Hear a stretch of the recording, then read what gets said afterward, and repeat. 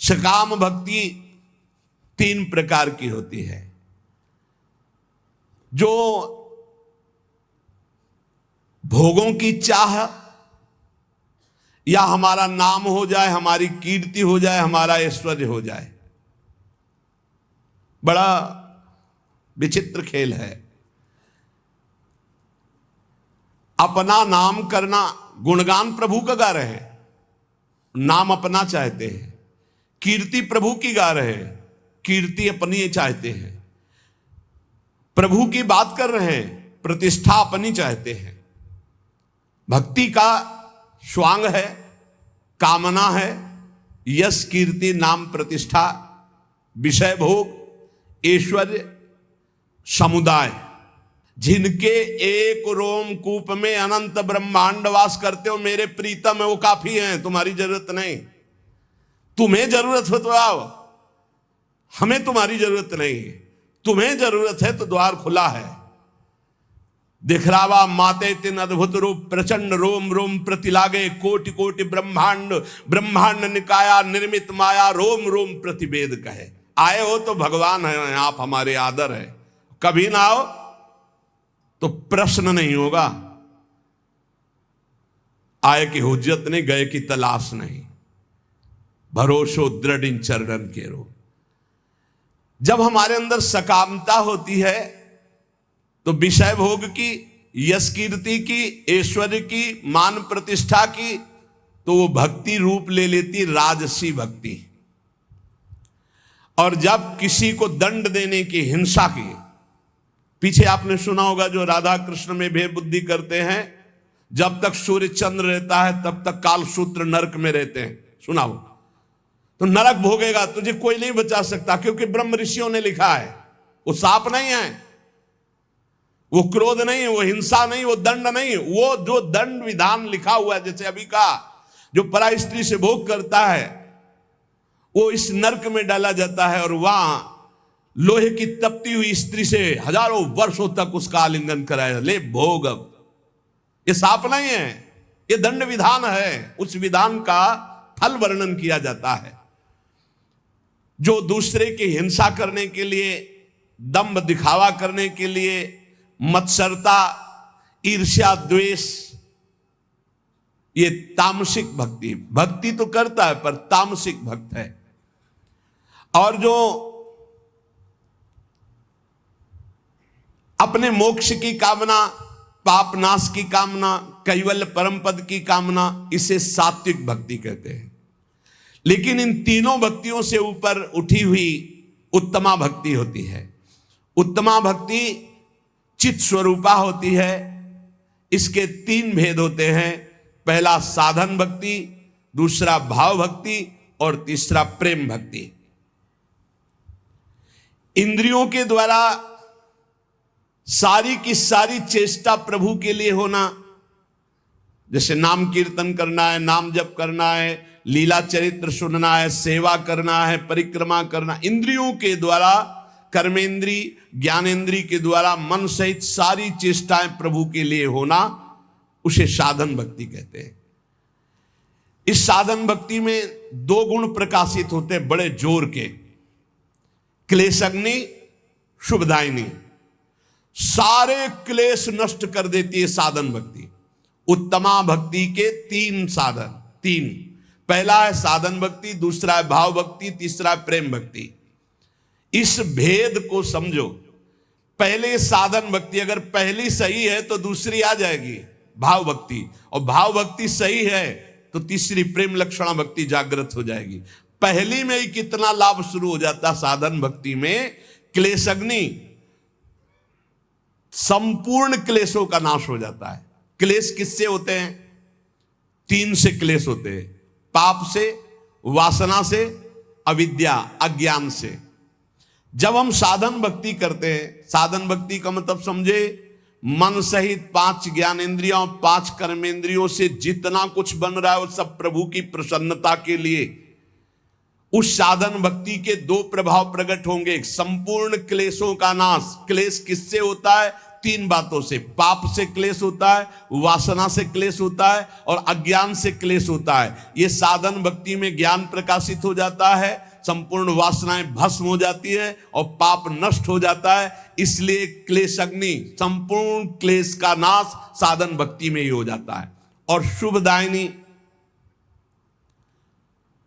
कभी कभी अज्ञान के कारण आरोप भगवान में करते हैं कि भगवान हम पर कृपा नहीं किए, इतनी भक्ति की, इतना नाम जप किया, लेकिन पूर्व प्रारब्ध जो है वो बहुत बलवान है। जब शरीर रचा गया उसी समय प्रारब्ध रचा गया, आपके साथ घटनाएं घटेंगी, इसीलिए नाम जप कर लो। प्रारब्ध और अप्रारब्ध, प्रारब्ध जिसका पाप फल प्रकट हो चुका है भोगो, अप्रारब्ध अभी आने वाला है। पहले से निश्चित है कि 55 वर्ष की अवस्था में आपको ये भोगना है, पक्का भोगोगे, चाहे जितना भजन करो। भोगने की सामर्थ्य भजन से मिल जाएगी। प्रारब्ध को मिटाना बहुत कठिन है, और जब मिटाने वाला भजन हो जाता है तो मिटाने की इच्छा नहीं रहती, क्योंकि भगवत प्राप्ति के नजदीक पहुंच चुका है। तो लौट कर कौन, जैसे सांप अपनी केचुल की तरफ नहीं देखता, ऐसे भगवत प्राप्ति के योग्य महात्मा शरीर की तरफ नहीं देखता। तो पाप का बीज वासना है, इससे हमारे पूर्व पाप हुए। दो प्रकार के प्रारब्ध बन चुके हैं, एक प्रारब्ध एक अप्रारब्ध। प्रारब्ध जो हम भोग रहे हैं, अप्रारब्ध जो आगे भोगने वाला है। पाप की बीज वासना इस जन्म भी पाप करा रही है, तो हम जब साधन भक्ति करते हैं तो इस जन्म की वासना का नाश होता है, और पूर्व स्टॉक जो पापों का है उसका नाश हो जाता है। और अविद्या जिसके कारण पाप हो रहा था, वासना बन रही थी, उसका नाश हो जाता है, पर प्रारब्ध बना रहता है। ये अज्ञानी जन न जानने के कारण कहते हैं कि अरे भजन शुरू किया, बड़ा कष्ट भोग रहे हैं, तो क्या भजन का फल है? अनंत जन्मों से भोगते चले आ रहे हो, पाप कर्म करते चले आ रहे हो, तुम्हें पता नहीं। लोगों की समझ में ही नहीं आता। मछली को जल तरोई कहते हैं, तो तुम कौन सी तरोई होगे? तुम्हें भी पता होना चाहिए। पक्का मत्स्यावतार भगवान ने लिया है कि नहीं लिया? मत्स्यावतार भगवान ने लिया है, और तुम मछली को जल तरोई करते हो, कढ़ाई में तल के खाते हो, तो तुम भी तले जाओगे। अब एक बार के आहार में कितने जीव खाते हैं लोग, कितना पाप कर रहे हैं। अज्ञानियों को ब्रह्मा भी नहीं समझा सकते। मूर्ख हृदय न चेत, चाहे गुरु मिले बिरंच सम, फूले फरे न बेत। बांस में चाहे जितनी खाद पानी लगा दो, वहां सेव संतरा नहीं लगने वाले। ऐसे ही जो मूर्ख स्वभाव के लोग होते हैं, नहीं समझने वाले। जब साधन भक्ति का अनुष्ठान किया जाता है तो उससे दो प्रभाव प्रकट होते, क्लेश अग्नि और शुभदायिनी। क्लेश अग्नि, पाप से क्लेश होता है, वासना से क्लेश होता है, विद्या, तीनों का नाश हो गया। लेकिन प्रारब्ध और अप्रारब्ध, आगे आने वाला भोग, ये दोनों भोगने पड़ेंगे। इसलिए हिम्मत जुटाओ, नाम जप के द्वारा इतने बलवान बनो कि प्रारब्ध आवे और हंसते हुए भोग लो। प्रारब्ध का नाश करने की जब योग्यता आती, तब नाश करने की इच्छा नहीं रह जाती, और जब तक नाश करने की इच्छा, तब तक योग्यता नहीं आई। सब क्लेशों का मूल कारण भगवान का भजन न होना, भगवत विमुखता है। तो जब हम भक्तों के संग के प्रभाव से साधन भक्ति का अनुष्ठान करते हैं, तो सारे क्लेशों का, दुखों का नाश हो जाता है। अब आगे दुख नहीं है, बस इतना ही है रास्ता जिसको आप भोग ले। सर्व दुख नाशकत्व, ये क्लेश अग्नि से हो गया। अब शुभ का अर्थ है साधक के जीवन में परम मंगल, परम आनंद का विधान, ये नाम से प्रकट होता है।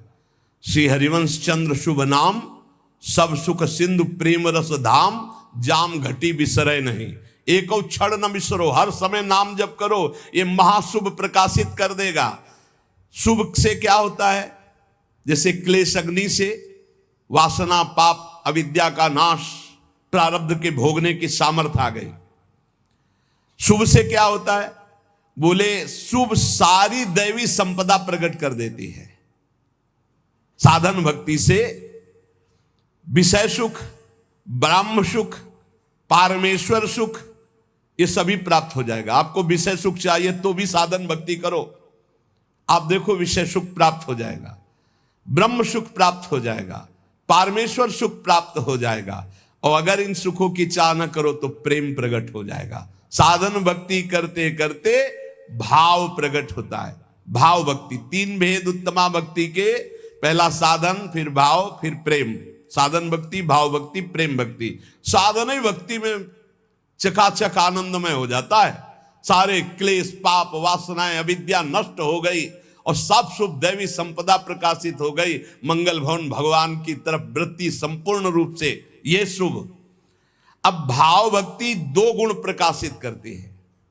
साधन भक्ति दो प्रकाशित किए, क्लेश अग्नि, शुभदायिनी, और भाव भक्ति दो गुण प्रकाशित किए, मोक्ष लघुताकृत और सुदुर्लभा। क्लेश अग्नि और शुभदायिनी तो इसमें आ ही गए अपने आप, साधन भक्ति के लक्षण। भाव भक्ति में तो समा ही गए ये क्लेश अग्नि और शुभदायिनी, पर इसमें मोक्ष लघुताकृत और सुदुर्लभा। बड़ा सुंदर। इस भाव भक्ति में चार लक्षण हो गए, क्लेश अग्नि, शुभदायिनी, मोक्ष लघुताकृत और सुदुर्लभा। मोक्ष लघुताकृत, इतना आनंद प्रकट होता है भाव में कि मोक्ष भी लघु लगने लगता है। वो जब भाव प्रकट होगा, भावोत्सवेन भजताम, भाव प्रकट होगा तब आपको पता चलेगा कि मोक्ष सुख भी कड़ुआ लगने लगता है। इसलिए प्रेमी महापुरुषों ने मोक्ष स्वीकार नहीं किया। और सुदुर्लभा, भगवान की उस सुदुर्लभ दिव्य दिव्य गुण, दिव्य दिव्य रहस्य, दिव्य दिव्य भाव उसके हृदय प्रकट होते हैं जो अन्य किसी साधन से नहीं प्रकट हो सकते। तब उसमें महामहिम प्रेम लक्षणा भक्ति जागृत होती है। अब प्रेम लक्षणा भक्ति में अपने दो गुण प्रकाशित हुए, सांद्रानंद विशेषात्मा पहला, और दूसरा श्री कृष्णा आकर्षणी, ये दो गुण। तो प्रेम लक्षणा भक्ति में 6 गुण उपस्थित हो गए। जो साधन भक्ति में क्लेशग्नि, शुभदायिनी, और भाव भक्ति में मोक्ष लघुताकृत और सुदुर्लभा, ये तो प्रेम भक्ति में है ही। और प्रेम भक्ति के अपने दो मिल गए, सांद्रानंद विशेषात्मा और श्री कृष्णाकर्षणी भक्ति 6 लक्षणों से युक्त हो गई। क्लेशग्नि, शुभदा, मोक्ष लघुताकृत, सुदुर्लभा, सांद्रानंद विशेषात्मा, श्री कृष्णाकर्षणी सा। क्लेश नाशनी, शुभदायिनी, इस साधन भक्ति में हो गया। मोक्ष लघुताकृत का तात्पर्य है धर्म, अर्थ, काम, मोक्ष, ये सब व्यर्थ नजर आने लगते हैं जब भाव प्रकट होता है। श्रीमद् राधा सुधानिधि में धर्माद्यर्थ चतुष्टयम विजयताम किम तद वृथा वार्ताया, धर्म अर्थ काम मोक्ष की बेकार की वार्ता हमारे सामने कहते हो, जगत में विजयी रहे मेरे सामने। जैसे भाव में डूबे हुए भरत जी महाराज कह रहे हैं, अर्थ न धर्म न काम रुचि गति न चहो निर्वाण, जन्म जन्म रति राम पद यह वरदान नान। तो मोक्ष लघुताकृत का तात्पर्य है सालोक्य, सारूप्य, सामीप्य, सारिष्ट, सायुज्य, 5 प्रकार के मोक्षों का भी त्याग। दीयमानम न गृहणत्य बिना मत सेवनम जनाहा। धर्म अर्थ काम की तो बात जाने दो, 5 प्रकार के मोक्षों का भी त्याग हो जाता है जब भाव भक्ति का प्रादुर्भाव होता है।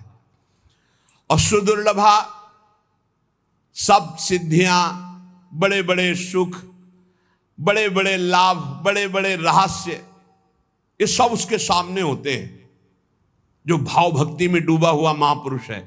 परंतु वो अपनी भाव भक्ति की प्रधानता से शीघ्र उन सबको क्रॉस करके प्रेम में पहुंचने वाला है, इसलिए किसी को स्वीकार नहीं करता, सब कुछ न्यौछावर कर देता है अपने प्रीतम के लिए और कृपा पर निर्भर हो जाता है। तब उसके अंदर प्रेम लक्षणा भक्ति जागृत होती है और उसका गुण प्रकट होता सांद्रानंद विशेषात्मा। ये सांद्रानंद विशेषात्मा करोड़ों ब्रह्मानंद को भी इस प्रेमामृत के सामने नहीं गिनता। जिसके अंदर ये प्रेम लक्षणा भक्ति जागृत हो गई, एक ब्रह्मानंद क्या, करोड़ों ब्रह्मानंद भी उस प्रेमानंद के सामने एक कण की तुलना के भी बराबर नहीं। अपार अत्यंत महाप्रेम सुख उस भक्त को प्राप्त होता है जिसके अंदर प्रेम लक्षणा भक्ति जागृत हो जाती है। और श्री कृष्णा आकर्षणी, बहुत जोर की महिमा इसमें। उसके आराध्य देव उसके पीछे पीछे बसीभूत होकर घूमते, प्रेम लक्षणा भक्ति से जो युक्त हो गया। एकादश स्कंद में भगवान ने स्वीकार किया, श्रीमद् भागवत में कह रहे हैं कि निरपेक्षम मुनिम शांतम निर्वैरम समदर्शनम अनुब्रजाम्य हम नित्यम पूये यत्रंगुरेणु भी। जो निरपेक्ष है, किसी की अपेक्षा नहीं रखते, मननशील है, हर समय मेरा मनन करते रहते, मुनिम। और शांतम, जो हर द्वंद्व को शांत भाव से सह जाते हैं। निरपेक्षम मुनिम शांतम निर्वैरम, जिनका संसार में किसी से भी द्वेष नहीं। समदर्शनम, जो सब जगह मेरे को देखते हैं, समता के भाव को प्राप्त हो गए। ऐसे महात्माओं के पीछे मैं डोलता हूं कि उनकी चरण रज मेरे ऊपर पड़ जाए। श्री कृष्णाकर्षणी का अभिप्राय है कि ऐसे प्रेमी भक्त के पीछे पीछे भगवान वशीभूत होकर डोलते हैं। भक्तन पाछे यो फिरे ज्यो बछड़ा संग गाय। उपासक को उत्तमा भक्ति का अनुष्ठान करना चाहिए, जिससे भगवत प्रेम का हृदय में प्रादुर्भाव होता है। उत्तमा भक्ति के लिए साधन भक्ति अत्यंत अनिवार्य है। और साधन भक्ति का स्वरूप श्री महामहिम दादू दयाल जी कह रहे हैं, हम जीवें इहि आसरे सुमिरन के आधार। दादू छिटके हाथ सो तो हमको बार न पार। बड़े महापुरुषों ने कहा है कि सुमिरन चल रहा तो हम जी रहे हैं, अगर सुमिरन नहीं तो हमारी मृत्यु समझो। परम महामहिम श्री नानक साहब जी की भीड़ कि नाम है तो हम जीवित है, नाम नहीं तो। अगर नाम छूटा, सुमिरन छूटा तो मानो हमारी मृत्यु हो गई। हमारा जीवन ही नाम है। ये ऐसा उत्तमा भक्ति के लिए सुमिरन चाहिए। उत्तमा भक्ति का साधन इस कोटि का चाहिए कि नाम है तो हम जीवित हैं, नाम नहीं तो देवर्षि नारद जी कह रहे तद स्मरणेन परम व्याकुलते थी। हम परम व्याकुल हो जाए, नाम छूट जाए तो। भाई यहाँ राग द्वेष नाना प्रकार के विकारों की धूम मची हुई है और उसको हटाने के लिए नाम है, उसको पकड़ नहीं रहा साधक। दादू विषय विकार सो जब लग मन राता, तब लग चीत न आवई त्रिभुवन पति दाता। जब तक मन विषयों में लगा हुआ, नाम जप नहीं कर रहे तो तुम्हारा चित्त त्रिभुवन पति भगवान में रति को प्राप्त नहीं हो सकता। दादू अहनिश सदा शरीर में हरि चिंतत दिन जाई, और प्रेम मगन लय लीन मन अंतर गति ल्यो लाई। शरीर में जब तक प्राण है तब तक हरि चिंतत दिन जाए, रात दिन हमारा प्रभु के चिंतन में जाए। प्रेम मगन लय लीन मन अंतर गति ल्यो लाई। अंतर ही अंदर चिंतन चल रहा प्रभु का निरंतर। दादू आनंद आत्मा अविनाशी के साथ, प्राणनाथ हृदय बसे तो सगल पदार्थ हाथ। यदि तुम्हारा भगवत चिंतन चल रहा है, परमानंद में प्रभु की अनुभूति हो रही है हृदय में, तो क्या बकाया रह जाएगा। ये मारे घूम रहे जीव, विश्वास नहीं कर रहे, विश्वास नहीं हो रहा, नाम पे विश्वास नहीं हो रहा, भजन पे विश्वास नहीं हो रहा। अंतर्गति हरि हरि करे तब मुख की हाजत नाही, सहजय धुनि लागी रहे दादू मन ही माही। पहले मुख से शुरू करो नाम जप करना, फिर उपांशु में आता, फिर मानसिक। जब मानसिक आता है तब कोई समझाने की जरूरत नहीं, अपने आप आनंद में डूब जाओगे। ज्यो घुन लागे काठ को लोहे लागे काट, काम किया घट जाजरा दादू 12 बाट। जैसे गेहूं में घुन लग जाए तो ऊपर गेहूं दिखाई देगा लेकिन अंदर बेकार हो जाएगा। लोहे को जैसे काटने वाला काट डालता है, ऐसे ये वासनाएं काट डालती है साधक को। इसलिए वासना से बचने के लिए उपासना अनिवार्य है। उपासना, हर समय अपने आराध्य देव के समीप रहना। कैसे? चिंतन से रहना। दादू कहे जो तू राखे साइया, तो मार सके ना कोई बाल न बाका कर सके जो जग बैरी हो। यदि नाम निरंतर चल रहा, मेरा ईश्वर मेरा प्रीतम मेरी रक्षा कर रहा है, तो काम क्रोध लोभ मोह मद मत्सर ये बाल बाका भी नहीं कह सकते। जे सिर सौंप्या राम को सो सिर भया सनाथ। आहा, दादू दे उरण भया जिसका तिसके हाथ। प्रभु ने दिया था जीवन, प्रभु को समर्पित कर दिया। जो प्रभु को समर्पित कर दिया, जिसका सर प्रभु के हाथ में, कौन त्रिभुवन में ऐसा पैदा हुआ कि उसका बाल बाका भी कर सके। हाँ, प्रभु मंगल विधान करते रहते हैं, वो बड़े बड़े भक्त जन जानते। बाहरी लोग तो कहेंगे उनको कष्ट दिया गया, उनको कष्ट दिया गया, लेकिन जिनको कष्ट दिया जा रहा है उनको वो परमानंद है जो केवल उनका हृदय जानता है, दूसरे नहीं जानते हैं। इसलिए दादू जो साहब को भावे नहीं, सो सब परिहरि प्राण। मनसा वाचा कर्मना जेतु चतुर सुजान। जो तुम्हारे इष्ट को अच्छा नहीं लगता वो कभी मत करो। यदि इष्ट के विपरीत करोगे तो धोखा ही मिलेगा। जो उपासक अपने इष्ट के थोड़ा भी प्रतिकूल करेगा तो हृदय जलता रहता है। जो साहब को भावे नहीं, सो सब परिहरि प्राण। संतों से इसीलिए सुना जाता है कि उनका अनुभव भी होता है। किसी साधक से कह रहे थे कि तुम्हें सिद्धावस्था प्राप्त करने के लिए कोई विशिष्ट साधना नहीं करनी, क्योंकि जैसे बट वृक्ष की छाया में बैठे हुए को धूप नहीं लग सकती, ऐसे गुरु कृपा पात्र को माया नहीं सता सकती। बस तुम एक आज्ञा का पालन करो, असंग रहो। शरीर से असंग रहो और मन से भी असंग रहो, अपने आप सिद्ध हो जाओगे, अपने आप भगवत प्राप्त हो जाओगे। जो गुरुजनों के वचनों को मान ले तो सिद्धि गुरुजनों के वचनों में होती है। मोक्ष मूलम गुरु कृपा, समझो पहले। मोक्ष मूलम गुरु कृपा। तुम ऐसा करो तुम्हारा काम हो जाएगा। भला ऐसा करने से काम कैसे हो सकता है? खत्म खेल, गए तुम। ऐसा करो काम वो पक्का हो जाएगा, पक्का हो जाएगा। बिना पढ़े चारों वेद प्रकाशित हो गए, ऐसा कैसे हो सकता है? ये गुरु कृपा। गाय चराने को आदेश कर दिया, गाय चराते ही ब्रह्म प्राप्त हो गए। दादू जो साहब को भावे नहीं, सो बाट न बूझी रे। जब लगिए मन थिर नहीं। ये मन चंचल है ना।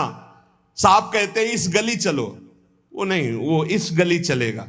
अरे वो रास्ता नहीं चलना जिसमें हमारे साहब का आदेश नहीं। साहब हमारे गुरुदेव हैं, साहब हमारे ठाकुर जी है, ये शास्त्र हमारे साहब हैं जो आज्ञा कर रहे हैं, हमको वैसे चलना है। साईं सो सन्मुख रहे, इस मन सो जूझ रे। मन से लड़ना पड़ेगा। जो मन से लड़ गया वही बहादुर।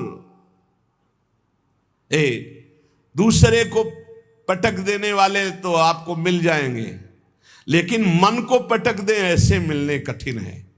मन की पटकी खाने वाले तो करोड़ों अरबों मिलेंगे, लेकिन मन को पटक दे ऐसा कोई गुरु का चेला मिलेगा। गुरु मेहरबान तो ये चेला पहलवान। अब पटक देगा अपने मन को। युक्ति पा गया ना। जिसको गुरु का सहयोग मिल गया वो माया पर विजय न प्राप्त कर ले, उसका कारण उसका कोई मनो आग्रह है, कुछ पकड़े है। अगर पकड़ छोड़ दे और गुरु के सहारे ऐसे हो जाए तो नैया पार। एक बोर्ड लिए खड़े थे, जब आ रहे थे कह रहे थे दरिया भी तेरी, लहर भी तेरी, नैया भी तेरी और खेवैया भी तेरी। अब क्या मुझे परेशानी। दरिया भी जहां डूबने का है वो भी तू है, तेरी है। लहर भी तेरी है डूबोने वाली, और खेवैया भी तू है, नैया भी तू। अब मेरे को क्या परवाह। बिल्कुल परम सत्य। वही दरिया है, वही लहर है, वही नैया है, वही खेवैया है। बस समझ जा और पैर पकड़ ले। हरि का आश्रय, मामे वे प्रपद्यंते माया में ताम तरंती थे। दादू जो साहब को भावे नहीं सो बाट ना बूझ रे, साई सो सन्मुख रहे इस मन सो जूझ रे। मन से लड़ना पड़ेगा।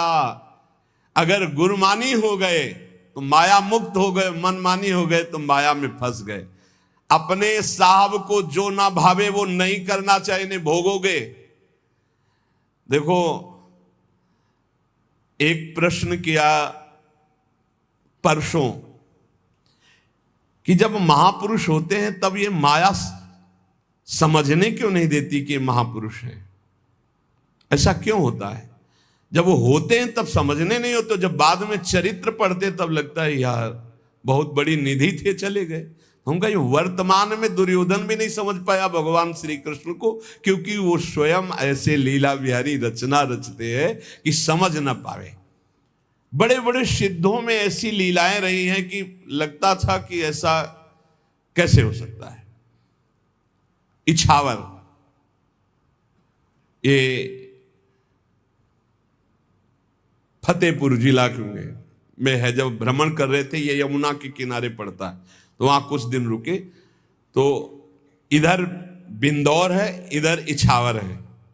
इछावर में फक्कड़ स्वामी रहते थे, फक्कड़ स्वामी। उनको फक्कड़ कहते ही थे। फक्कड़ किसे कहते हैं? फिकर फार फकनी करे ताको नाम फकीर।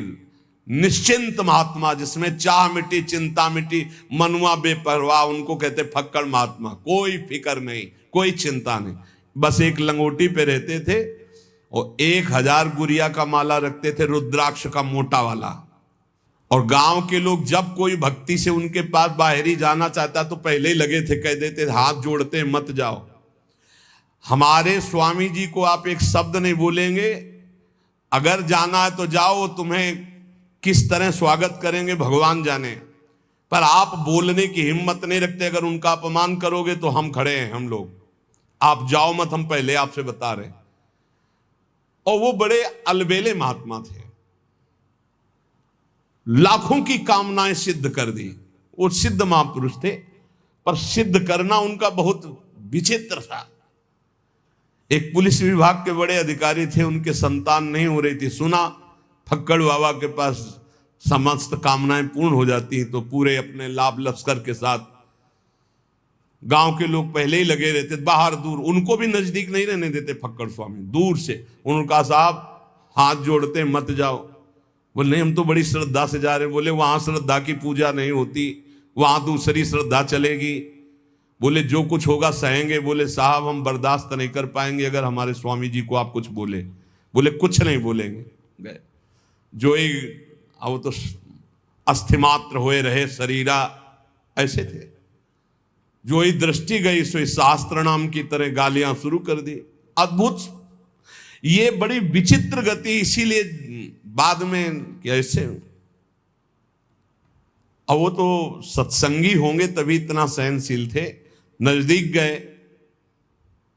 कहा स्वामी जी हर उपाय करके देख लिया है, संतान नहीं हो रही, उस संतान के बिना हमें अपना जीवन व्यर्थ लग रहा है। पत्नी बगल में, उनका प्रणाम करो। अब गाली नहीं दे रहे थे, अब शांत हो चुके थे। तो 1000 गुरिया वाला रुद्राक्ष उठाया, घुमाया, मोटर मारा उनकी पत्नी के, तो ऐसे पूरा रुद्राक्ष ऐसे। अब वो चीख पड़ी। गांव के लोग बिल्कुल अलर्ट खड़े रहते थे, क्योंकि उनका व्यवहार ऐसा था कि हर एक बर्दाश्त नहीं कर सकता, और वो बहुत गंभीर थे। ऐसे ही खड़े रहे। तो उनका जा, जब हो जाए तब आना, यहां संतों को भंडारा कर देना। ऐसे सिद्ध पुरुष, बड़े बड़े महापुरुषों ने जो चेष्टाएं की, उनको उस समय समझ पाला कि ये साक्षात श्री भगवान है। बड़ा मुश्किल है, बड़ा मुश्किल है। और जब वो पधार जाते हैं, उनके जब चरित्र लिखे जाते हैं, तब समझ में आता है कि वो ये तो ऐसी बड़ी निधि। जब लग ये मन थिर नहीं, तब लगी परस न होई, दादू मनवा थिर भया सहजे मिला सोई। वो यहीं बैठा है, परमात्मा आप में बैठा है, आपके समीप बैठा है, आपके आसपास है। आपका मन विश्वास कर ले, आपका मन स्थिर हो जाए, आपका मन प्रेम से युक्त हो जाए, अभी भगवत साक्षात्कार कहीं दूर नहीं है। ते समाज गिरजा में रहू, अवसर पाई बचन एक कहू, हरि व्यापक सर्वत्र समाना, प्रेम ते प्रगट होए में जाना। जब प्रथम गुरुदेव भगवान 2 वर्ष के बाद अंतर ध्यान हुए, तब जो घाटा लगा उसकी पूर्ति वृंदावन में आकर के श्री जी ने की। गुरुदेव भगवान पुनः इस रूप में मिले, नहीं तो जो हृदय पूरा जलता रहा उसको कैसे बताए। गुरु की छाया में रहने वाला उपासक कैसा निर्विघ्न होता है, और जब छाया हटती है तो पूरी धूप सहनी पड़ती है, और उस धूप को सहकर माया की कोई आगे निकल जाए कोई बिरला ही होता है। इसलिए धन्य भाग हैं जो गुरु छत्र छाया में है। इसलिए साहब की आज्ञा से चले, मन से लड़ाई लड़े, मनमानी कोई भी आचरण ना करे। कहा हमारा मान मन पापी परिहर काम, विषयों का संग छोड़ दे दादू मिली है राम। अरे मन पापी, अब मेरा कहा मान दे, ये विषयों का संग छोड़ दे, विषयी पुरुषों का संग छोड़ दे, देख तुझे भगवान मिल जाएंगे। भगवान की प्राप्ति कठिन नहीं है, विषयों का राग छोड़ना बड़ा कठिन है, मन की चाल को रोक पाना बड़ा कठिन है। श्री चरणदास जी महाराज, जिन्हें हरि भक्ति प्यारी हो, माता पिता सहज छुटी जावे, छुटे सुत अरु नारी हो। देखो यहां छूटने का मतलब राग से है। राग छोड़ने से मतलब परिवार में रहते हुए सब में भगवत भाव हो जाए तो हरि भक्ति, और परिवार छोड़कर चाहे जहां भाग के जाओ नया परिवार बन जाता है। अगर राग है तो शिष्य राग से भी दुर्गति हो जाएगी, शिष्य राग से भी दुर्गति हो जाएगी। एक सिद्ध संत जा रहे थे, उनके साथ कई शिष्य थे, तो एक केचुआ, केचुआ समझते हैं ना, जो मिट्टी खाता है, बहुत कोमल शरीर वाला होता है, और लाल चींटी उसमें लाखों चिपटी हुई थी। तो शिष्य खड़े हो गए और गुरुजी से कहा, गुरुजी कितना भयानक कष्ट इस जीव को, क्योंकि ये चींटी जब काटती है तो मनुष्य शरीर में भी बहुत पीड़ा होती है और एक दाग बन जाता है लाल लाल, और देखो कितना कोमल शरीर कछुआ का, लाखों चींटी है। बोले मैं ध्यान के द्वारा देख कर कह रहा हूं, ये पूर्व जन्म में गुरुजी थे केचुआ जी, और ये जितने सब चेला जी हैं ये सब पीड़ा पहुंचा रहे हैं, क्योंकि इन्होंने ठग करके इनसे अर्थ का शोषण किया था, और इन्होंने विवेक पूर्वक गुरु नहीं बनाया था, तो दोनों की दुर्गति हो गई। ये चींटी बनकर गुरु जी को नोच रहे हैं और गुरु जी कछुआ बन करके। बहुत होश में यदि भगवत मार्ग विमुख विषय चिंतन, विषय क्रिया, विषय विचार से युक्त हो तो भगवान की प्राप्ति नहीं दुर्गति प्राप्ति है। और यहां कह रहे हैं कि यदि भगवान के चरणारविंद की भक्ति में तुम्हारा चित्त है तो कहीं राग नहीं रह जाएगा। राग बहुत खतरनाक है, ये विष है राग। राग बहुत बड़ा विष है, क्योंकि जहां प्रतिकूलता हुई तहां द्वेष हो गया। राग और द्वेष यही जन्म मरण का बंधन है। राग द्वेष दोनों खोइए तब खोजिए पद निर्वाण। जब भक्ति का रंग लगता है तो लोक भोग फीके लगे, समस्तुति गारी हो, हानि लाभ नहीं चाहिए, सब आशाहारी हो। कोई भी आशा जब तक हृदय में है तब तक भक्ति का रंग नहीं आया। केवल एक आशा प्रभु की, प्रभु से नहीं, प्रभु की आशा।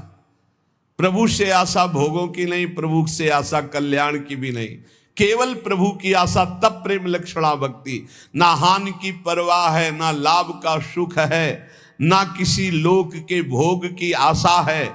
जगसु मुख मोरे रहे, करे मुरारी ध्यान हो, जित मनुआ लागो रहे, भय घट उजियारी हो। गुरु सुखदेव बताइया, प्रेमी गति भारी हो, चरण दास चारों वेद सु, और कछु न्यारी हो। मन मारे तन बस करे, साधे सकल शरीर, फिकर फारी कफनी करे ताको नाम फकीर। वही भक्त है, कोई फिक्र नहीं, कोई चिंता नहीं, श्री गुरुदेव के बताए हुए मार्ग पर चलकर निरंतर भगवत आराधना में तन्मय है। मनुष्य जीवन का परम लाभ उत्तम प्रेम लक्षणा भक्ति। उत्तम प्रेम लक्षणा भक्ति का सरल शब्दों में निरंतर अपने प्रभु में चित्त जोड़े रहना। जैसे बने वैसे कर लो, गा के रो के हंस के, जैसे बने वैसे चित्त को प्रभु में जोड़े रहो, यही सर्वोपरि साधना है। और गृहस्थ में हो तो अपनी पत्नी से केवल भाव, वो भी संयम पूर्वक। और भगवान की प्राप्ति के लिए सबसे ज्यादा दुश्मन है ये काम भाव, बस इसी से लड़ना है, सब इसी से मिट जाएंगे। इसीलिए पहले रखा है काम, काम क्रोध, फिर लोभ मोह मद मत्सर, ऐसे रखा गया है। पहला मिटा कि सब मिट जाएंगे, पहले काम को मिटाना है। जो भक्ति या ज्ञान या योग में जाना चाहता है, सबसे पहले इस काम को मिटाना है। काम को वही मिटा सकता है जब इसका चिंतन छूटे। इसका चिंतन छोड़ने का तात्पर्य है निरंतर प्रभु का चिंतन करना। इसीलिए हम कहते हैं राधा राधा राधा राधा। हर समय नाम जप करते रहो, सत्संग सुनो, मनन करो, उसको आचरण में उतारो। इसी जन्म में भगवत प्राप्त हो जाओ, निहाल हो जाओगे। शेष चर्चा आगे। श्री राधा वल्लभ लाल की।